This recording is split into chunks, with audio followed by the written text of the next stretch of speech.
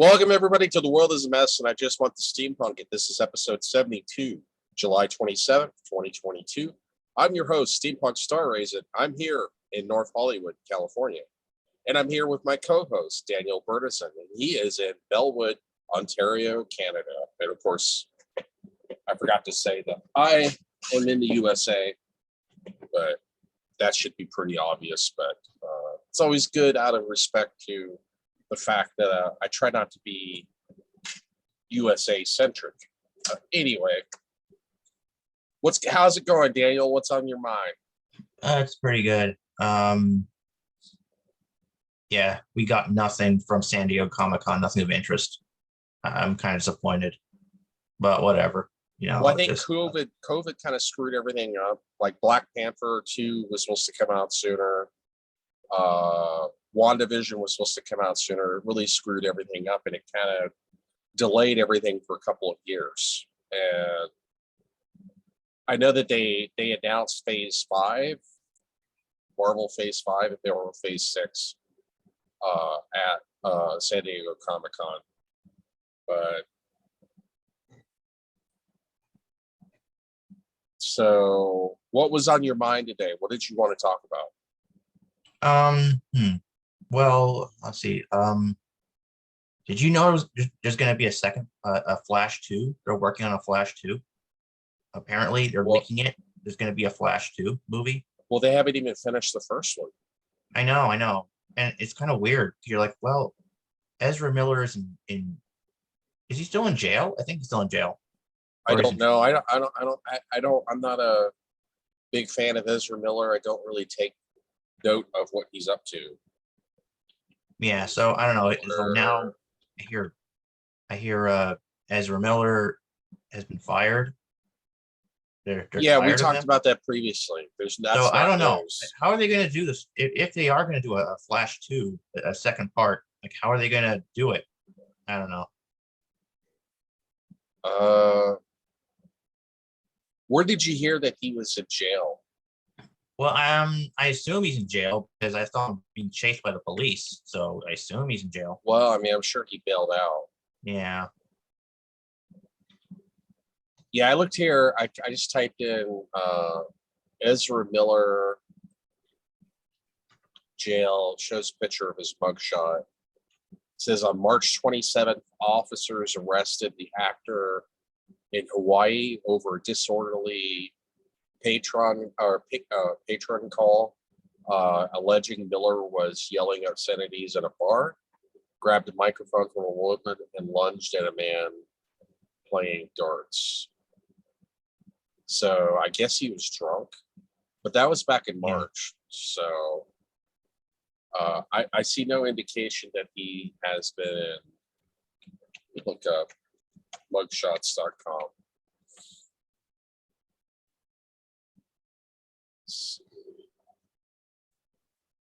Let me see if I can find his criminal record on mugshots.com.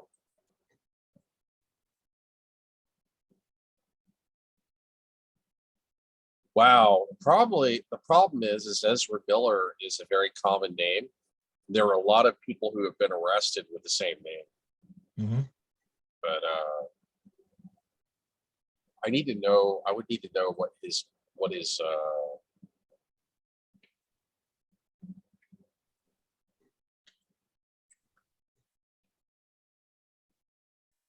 middle initial is. Ezra Miller. Okay, Ezra Matthew Miller. Okay, because Ezra Miller is a very common name, and in the United States, there's been a lot of people with that same name that have been arrested.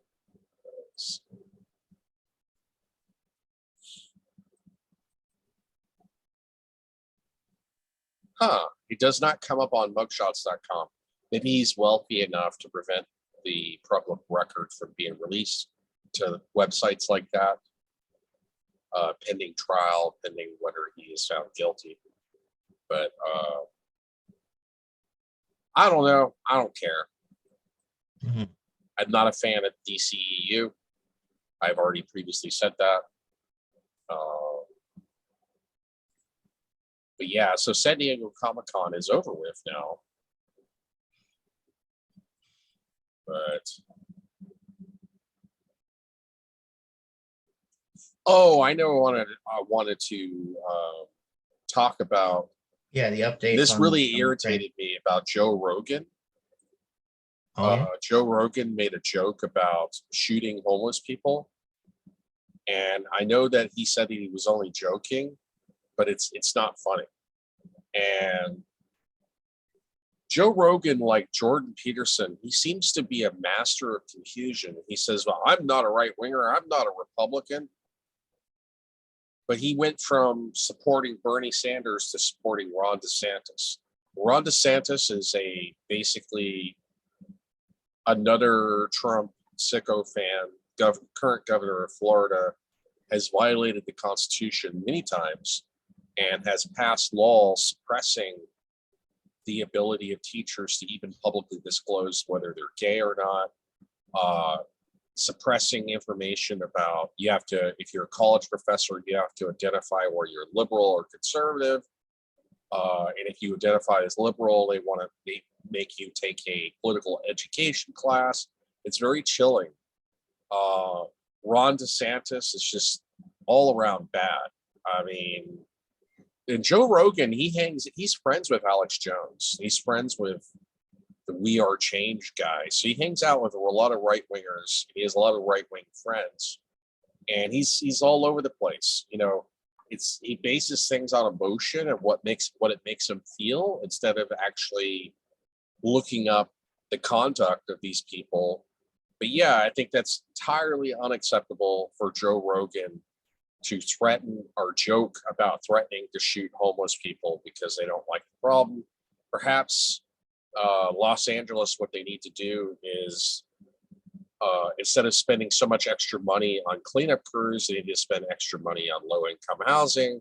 But they can't do that because they get resistance from local communities. Not my backyard. It's going to lower my property values. So you end up with a bunch of people who are considered like untouchables, very similar to untouchables in the Hindu caste system, and they don't want to help them. They just want to force them to shuffle around. And Joe Rogan apparently hasn't done his research, and he doesn't understand the true nature of the homeless problem, and I found that personally offensive. And Ron DeSantis, like I said, between the Don't Say Gay bill, putting the tax burden on property owners instead of Disney, shifting the tax burden from Disney to property owners, when he changed Disney's tax exempt status, shifting the burden or doing a political test for college professors, passing a law stating that you could run, during the Black Lives Matter protests, Ron DeSantis passed a law stating that you could run over protesters and not get in trouble, which is downright fascist. Human Health Services data scientist was fired for reporting COVID numbers. He tried to suppress COVID numbers, and she still had contacts at the Florida Department of Health. And this data scientist was threatened with her computers removed. At gunpoint, they threatened her children. Ron DeSantis is an all-around fascist, and he is slightly smarter than Donald Trump, and he's dangerous. He's just all-around dangerous. I don't understand why he's considered a leading contender for president on the Republican side, but the Republicans have been insane for a while. They've been insane for the last 20 years. But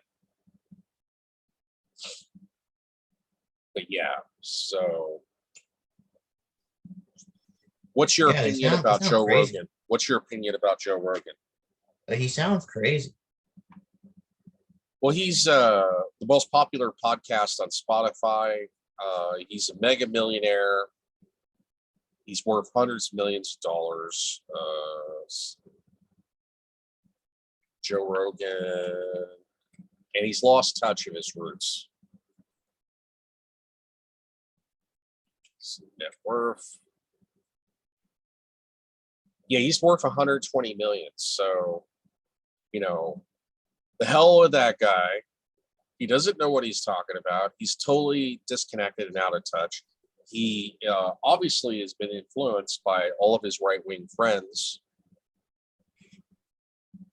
And yeah, I condemn that because he has great impact and influence over people, being that he runs the most popular podcast in America, and it is dangerous. And the fact that he has endorsed Ron DeSantis really should tell you his true colors.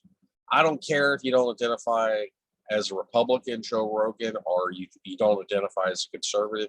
You support conservative fascist policies, which is what you do when you support somebody like Ron DeSantis and you joke about shooting homeless people.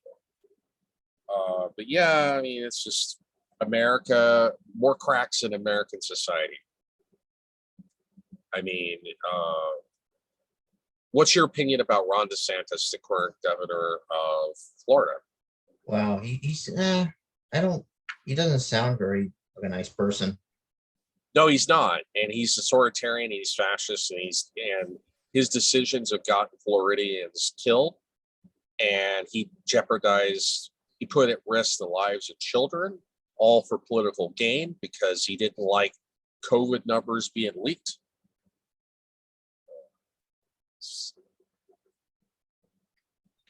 Data.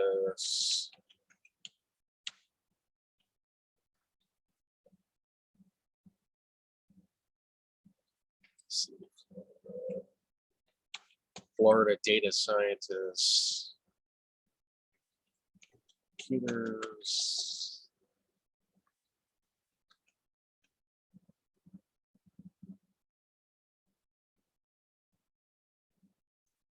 Okay, let me do a screen share here.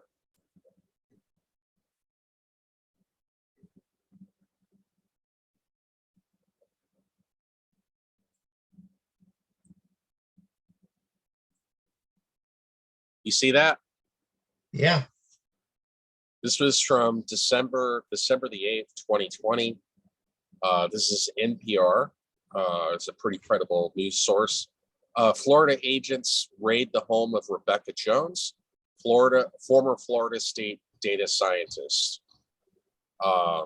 Florida enforcement agents reached the home of former state data scientist Rebecca Jones on Monday, entering her house with weapons drawn as they carried out a warrant as part of an investigation into unauthorized message that was sent over a state communication system at 8:30 a.m.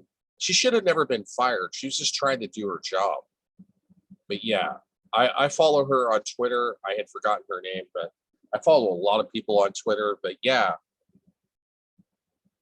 and there's a chilling video. Ron DeSantis sent armed police, and they got her and her husband and everybody to go out of the house, treated her like a criminal, seized all of her computers. That didn't stop her from buying another computer and posting more data numbers. And she said that they believed that when they were seizing her computers, they were trying to see if they could do forensic research on her computer to see who she has. They're trying to do data analysis to see who she still has contact with at Florida Department of Human Health Services, because they're trying to suppress the COVID numbers. It's stories like this that should be chilling to people. Ron DeSantis is a fascist. He's an authoritarian. He's a thug. And you should not, take it from me, a former Floridian who lives in California, you should not support Ron DeSantis. We are better than that. We do not need a repeat of Donald Trump. But yeah, Ron DeSantis he's like Donald Trump mini-me. He doesn't have as big a following as Donald Trump, but he's got his own small fan base and following, and he's very authoritarian, very dangerous. I would argue that Ron DeSantis has more charisma than Trump. He comes off as more intelligent than Trump, but he's all the more scary, all the more dangerous because of stories like this. This is fascism. You suppress a data scientist, you get her fired for just doing her job, which is reporting COVID deaths in the state of Florida, because that's politically inconvenient. You get her fired. That's bad enough. Then you send armed police officers to her home. I mean, this was a year and a half ago. It's not a new story. And it's like Joe Rogan needs to do his freaking research because this is not right. And if you want this on a national level of America, it's going to be really bad. So the 2024 presidential election is going to be a shit show. I'm going to stop sharing that. It's all around bad. So, but yeah, you can look up Rebecca Jones, former state data scientist. She's also on Twitter. I consider her a hero for just trying to inform people about the actual true COVID deaths. Let's see.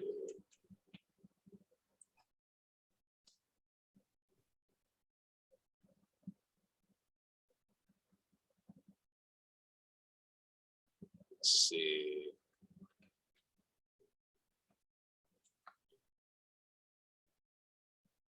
But yeah, to compare Ron DeSantis to Hitler 1945 would not be fair because he hasn't killed that many people, but he has gotten thousands of Floridians killed. But to compare Ron DeSantis to Hitler 1932, that was when Hitler was running for president of Germany. Is a totally fair comparison. And so Ron DeSantis has the potential of being even more dangerous than Trump and even more deadly than Trump, and has the ability to end our democracy as we know it, because he's passed legislation like making it legal in the state of Florida to run over protesters that you don't like. He's made it illegal to talk about whether you have a gay husband or if you're gay. He passed the Don't Say Gay bill, which is very authoritarian. He passed a law stating that college professors have to identify their what political orientation they have, which should have nothing to do with education. There shouldn't be a political test to work in education. It's already hard enough to work in education. But yeah, Joe Rogan is an out of touch moron, and Ron DeSantis is an out of touch authoritarian fascist. And you have people like Marjorie Taylor Greene recently admitting, I'm a Christian nationalist. You know who else identified as Christian nationalist? Hitler. A lot of people forget that the freaking Nazis were Roman Catholic. And Hitler at his speeches always talked about divine providence. He felt like he was sent from God. And a lot of people forget that Hitler was actually Roman Catholic. He was closely politically aligned with the Pope at the time. And yeah, it's just downright scary. I don't know what's going to happen in 2024. I mean, we're losing more of our rights as time goes on. The Supreme Court has allowed dark money to flood the gates and fund political campaigns, and they don't represent the working class or mainstream politics at all. They just represent the wealthy elite, the top 1%. But yeah, so that's really all I have to say about Ron DeSantis and Joe Rogan. Just completely unbelievable. A lot of times this world seems completely upside down. I really don't think Joe Rogan is that good of a person, because he joking about shooting homeless people, and you don't even do your research about what is actually causing the homeless problem, which is the lack of affordable housing. And so we got about 10 minutes left. So any other topics on your mind? You wanted to talk about the update on Ukraine? Oh, yeah. I know you were interested in that because you weren't even, it doesn't even make a lot of front page news anymore because the war drags on.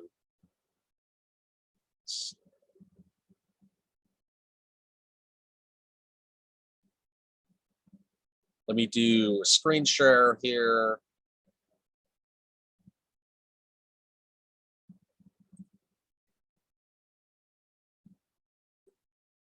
All right, can you see that? Yeah, Ukraine. Russia-Ukraine war by the numbers, live tracker. Here's the battle map. As you can see, Russian forces tried to do a blitzkrieg with tanks. You see my mouse cursor? Yep. They were attacking from Belarus, and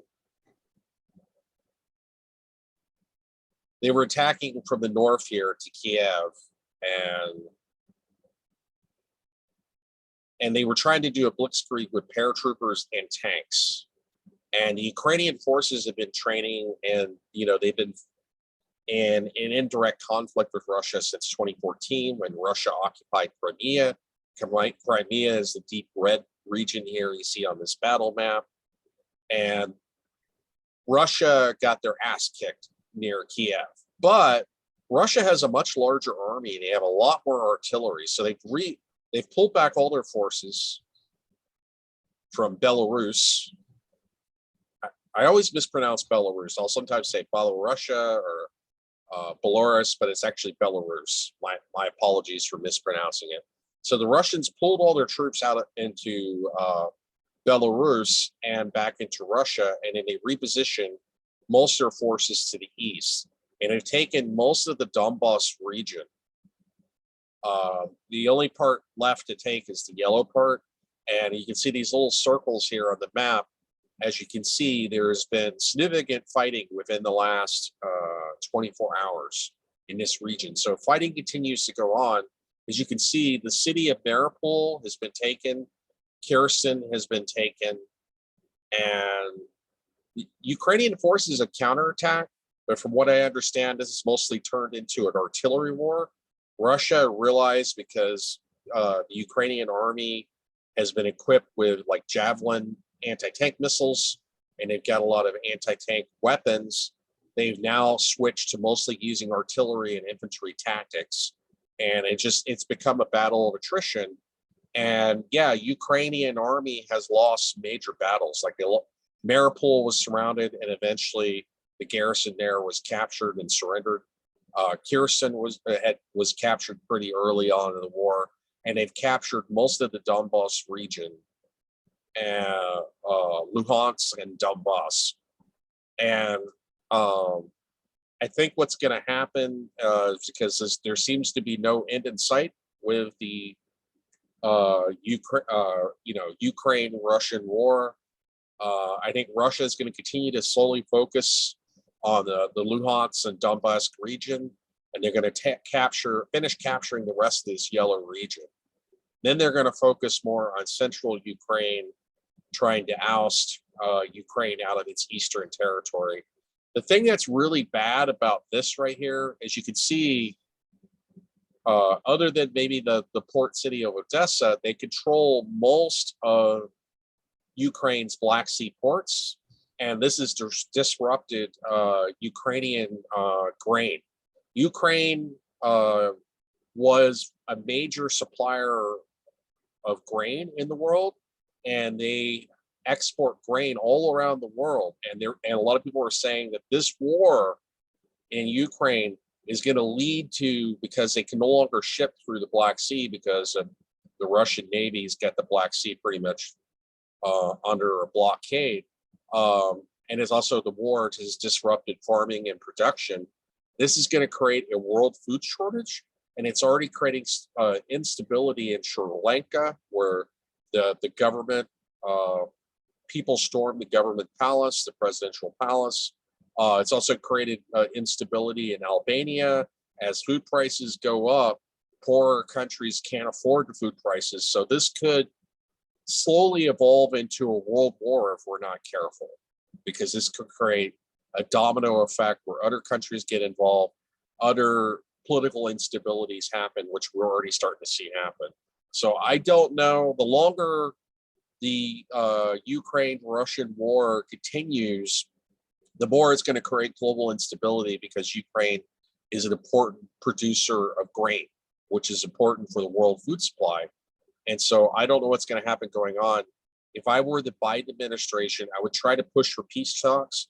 Yes, Putin is a bad person. I don't like Putin starting this war. But at the same time, you got to think in the context of the whole world.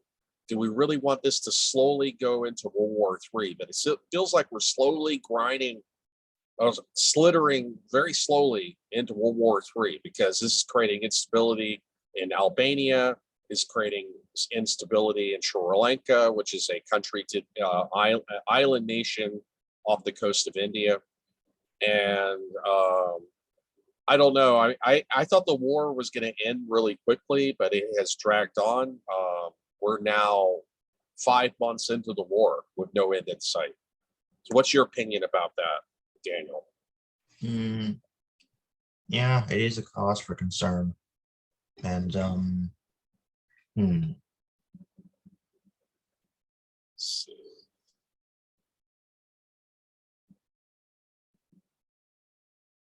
when was this map updated last time? Oh, it was updated within the last 24 hours. You see here Oh. on the July 27th. That's today. This is actually a live map. They're constantly yes. updating it. This is Al Jazeera. Now I know it's the nation of Qatar, or it's state television in the Middle East, but I find it to be somewhat objective because you don't get the US bias, you don't get the Russian bias like you do on Russia Today. So it's always good to get like a third party perspective, and this is more of a third party perspective.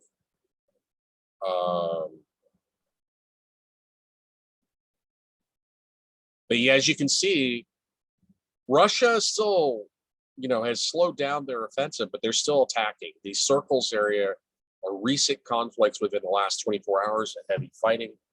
Russia, I saw a documentary the other day, or a short news story the other day, where I think it was a Ukrainian officer was being interviewed, and he said that the Russian army outnumbers them in artillery like 10-1. And so they have a hard time even launching a counteroffensive because the Russians have so much more artillery than they do. And they're also heavily outnumbered by the Russians. The majority of the Ukrainian army is nothing but conscripts that are poorly trained. And so I don't know. This seems to be a slow war of attrition. And right now, Ukraine seems to be slowly losing it. But I'm worried about the global food instability that this is going to create. And it's going to create more problems going forward. And then we're going to slowly walk our way into World War III. And I just think it's stupid. I mean, I don't like what the Russian army is doing. I don't like what Putin's doing, but you need to at least, the United States needs to open up a dialogue and communication with Russia so that we can de-escalate this and prevent World War III. I still worry that this could slither slowly into World War III.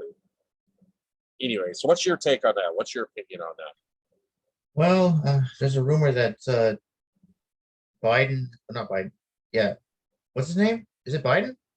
No, Who are no, you talking no. about? Who are you talking about? The president of the United States? No, not Biden. I'm sorry. I'm confused here. Putin. Sorry, Putin. Yeah, they're saying Putin has cancer now. Yeah, that's the rumor. I don't know. I mean, if that's true, I don't know what's going to happen if Putin were to die while he was in office. Who's going to take over? It'll definitely create chaos, political chaos in the Russian government, and it'll create a power vacuum. Maybe that will be what it takes to end this, but it's hard to say for sure. I worry about the global food instability more. This is creating a domino effect as more countries like in Africa and Eastern Europe and in Asia have a harder time affording food. It's going to create more people, more angry mobs of people, more protests, more disenfranchisement, more starvation, and more global misery. But anyway, we are out of time. Thank you for joining me. This has been The World is a Mess, and I Just Want the Steampunk at episode 72, July 27th, 2022. I'm your host, Steampunk Star Raisin, and I'm here with my co-host, Daniel Bertison, in Bellwood, Ontario, Canada. And you have a nice day, and I will see you 25 billion years. I will.